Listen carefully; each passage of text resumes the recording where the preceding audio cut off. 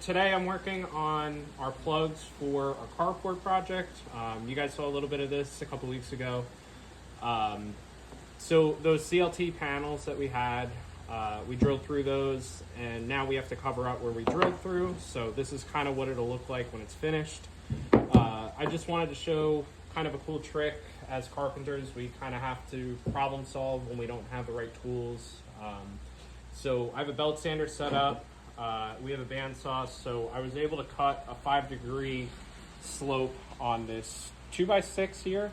So now just kind of sit that up against it, and I can make my plugs have a taper on them, so they're easier to smack in. So you can see this one kind of has a little bit of a taper on it. So now I can just sit my plug here, and I can just go along the belt sander and just kind of work that wedge into it. So just a cool little trick that I wanted to share with everybody. So now we're on site installing the plugs that I showed you guys yesterday.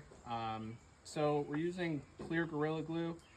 So this is a moisture cure. So usually what you do is you take a damp rag and you damp the edges of your plug and then the edges of what you're plugging into. And then you're gonna put a layer of glue around your plug and then also around the rim of where you're plugging in. And then what I'm gonna do, typically with plugs, you wanna line up the grain so that way it's linear with the rest of the grain that's on the panel.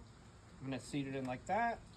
And then we're gonna take a beater block so I don't mar up the finished surface. And we'll start tapping in, nice and flush. And then once the glue sets up, we'll give that a light sand, and that's it.